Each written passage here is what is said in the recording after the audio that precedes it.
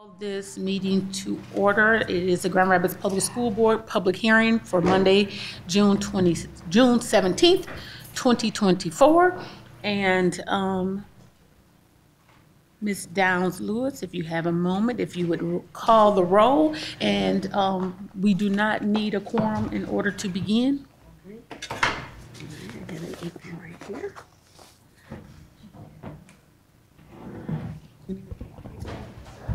I know I have one. How's it going? Okay, yes, I will. Okay, Ms. Lewis here. Ms. Melton. I think our mics are on you there. Future planning. Mr. Ross. Just need to. Ms. Shockey. Here. Ms. Wade. Ms. Davis. Here. Mr. Eatman. President Williams. Present. That's it? Rodriguez too? Did I miss it? I think she did. Oh, wonderful. I did say hi. And our special order of business is the 24-25 proposed budget overview. I'm going to turn it over to our Chief Financial Officer, Mrs. Rhonda Cripps, and she will walk through the budget hearing and then allow for questions. So I was going to say, so I've got a brief presentation here, and then we'll, since the point of the budget hearing is primarily to hear from the public on our budget, we'll then turn it over to take public comment. This first page that I've pulled up is our general fund revenue budget. One area to note in there is our foundation allowance is a combination of property taxes and state unrestricted revenue. This budget contains a $241 per pupil increase based on a student count of $13,749. Rhonda, are you able to make that just a little bit larger, please? I'm not sure because it's the PDF.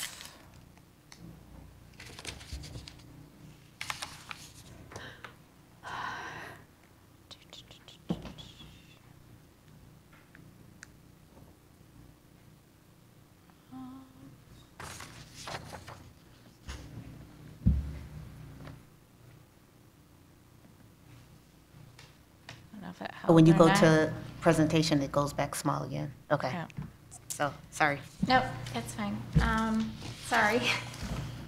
The other area to note on here is to look at federal restricted. If you'll notice, the actual under 22-23, it was almost 51.9 million. 23-24, we've got 79.2 million, and it drops next year to 23.8 million. That's due to the expiration of our COVID funding grant. So that's been our additional funding for the last couple years. Moving to general fund expenditures, our total general fund expenditures for next year are budgeted at 270 million. The transfers out is about 1.1 million. That's a transfer to food service and to Houseman Field in the special revenue funds to keep those from having a negative fund balance at the end of the year. So total expenditures and other financing uses is 271 million and 271.7 million for a use of fund balance of just over $11 million. Projecting our ending fund balance to come in at about $20.1 million, and that will, following the board's policy on fund balance percentage, that leaves us at about 12.14%. This is a breakdown of where we expect general fund balance to be, so you can see the 3 years there. Last year when we ended our fiscal year, we were at about $30.9 million. Our Amendment 2, we're projecting that to finish a little bit above that this year, so projected to end at $31.1 million. And there you'll see the drop to next year to be the $20.1 million. Special revenue funds, this is a summary of our 5 special revenue funds, including food service, GRASP, which is our Grand Rapids Area Summer Program, student activity funds, trust funds, and Houseman Field. And again, this is on the side where you saw the transfer out on general fund. Here you see the transfer in of the $1.1 million. Special revenue expenditures, in there at $17.1 million on expenditures, a transfer out, and this one comes back into general fund to acknowledge the indirect costs out of food service that the general fund provides. So we're expecting a total of use of fund balance and ending up at $2.5 million on fund balance in the combined special revenue budgets. Debt retirement funds, this includes our 4 debt retirement funds. Primarily, it's the collection of property taxes, investment income on those collections, and then the bond principal and interest payments that are scheduled for next year. Our tax rates that we're proposing for next year in this budget remain the same as they've been for the last 2 years. So we'll have an 18 mil operating levy and a 3.85 debt fund millage. So that's all I have as far as presentation. I'm not sure if we have any public here to make comments.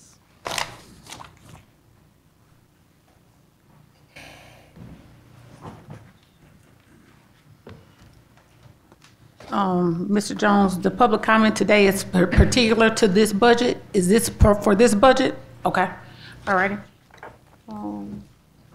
Ms. Lewis, Dance Lewis, if you will read the instructions for the public comment. Yep. One moment, Mr. Jones. Go ahead. There are individuals present who wish to address the board concerning the proposed budget. Please fill out a public comment card located at either entrance to the board chambers.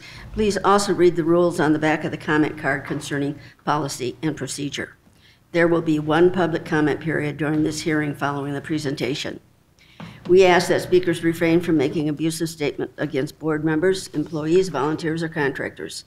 Speakers are encouraged to present complaints about a specific board member, employee, volunteer, or contractor through the appropriate process established by the board policy. The board policies can be found online at grps.org. Individuals will be invited one at a time to the podium to address the board.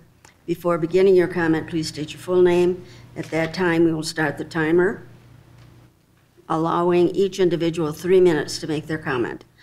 1 minute notice will be provided by flagging a red card, and you will need to complete your comment time upon being notified that 3 minutes have passed. Board members do not respond to public comment. Concerns will be brought to the attention of the appropriate staff. I gotta look for my red card. All right, and so just to FYI, Mr. Jones, your comment says you're speaking, and the reason why I'm asking you is to be clear. You put that you are not speaking with regards to an agenda item. I'm going to speak on the agenda. Okay, thank you. How you doing, everybody? I'm D. Jones. I'm a passionate entrepreneur and visionary. And I don't know, honestly, if you guys have anything with investing in the esports within this next budget. I know that you guys just passed something within the budget.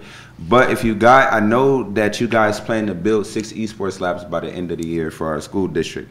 I know eventually you guys are going to look to develop additional esports labs, and this is what I wanted to speak to you guys about. So when I first brought the first esports competition here that was supposed to happen June 8th, it got canceled. And so we weren't able to bring this large competition here that would have had an economic boost for our school district and our students and everyone else. And now the same esports league has an opportunity to come here and bring a 7-figure competition. Our sports commission in our county gets a lot of funding from bringing tourism and bringing events here. Why this is so important to me is because this has an effect on the school district. You guys just invested a large sum of cash into esports to build infrastructure, to develop those educational opportunities to advance our students to college. The youngest professional in this esports league is 13 years old. This season now, it's a 7-figure season, so they'll be competing for 7 figures, but somebody has an opportunity to earn $100,000 gaming, which is huge for any state and for anybody to say that anybody has the opportunity to earn a 6-figure salary gaming. I really need you guys' help because obviously you guys hear the connection, the STEM and STEAM, the opportunity for our students, you guys that's invested here. This is the second largest city in the state. We need these kind of opportunities to boost our local economy, to be able to negotiate with our legislators because the salaries eventually grow. I want to be able to help this esports league because I'm going to have my team in this league, but I want to be able to recruit those students local from our school district. I actually want to have those kids in underserved communities to be able to have these opportunities. So then once this league is growing and our community grows and the educational opportunities grows, then we can speak about having a base salary so these students are actually earning a six-figure salary instead of having to compete and win the competitions and matches versus other teams across the United States just to earn a salary. This can truly help stimulate our economy. This can help create additional opportunities. This can help us potentially be able to boost our salaries for our educators, which I know they like that. And there's people that want to help with professional development. And I even help KDL start esports, and now there's a competition where kids can learn the things like software development, game design. KDL actually started a competition where kids can actually develop their own island on Fortnite, and they can actually earn $1,000 and 13,000 V-Bucks. This is an opportunity for all kids. So now the things that I've given you guys, connections to Epic Games where those kids can actually learn the STEM and STEAM side, the software development, all of these critical things that are going to be critical for the future. They can learn these things now. We can give these kids the opportunity now. This is a truly unique opportunity for our community, which we are one of the worst cities for economic development for African Americans. So I'm asking you guys. Thank you. Thank you. I appreciate it. All righty. Any questions or comments from my colleagues? All righty. Seeing there is none, this meeting is adjourned.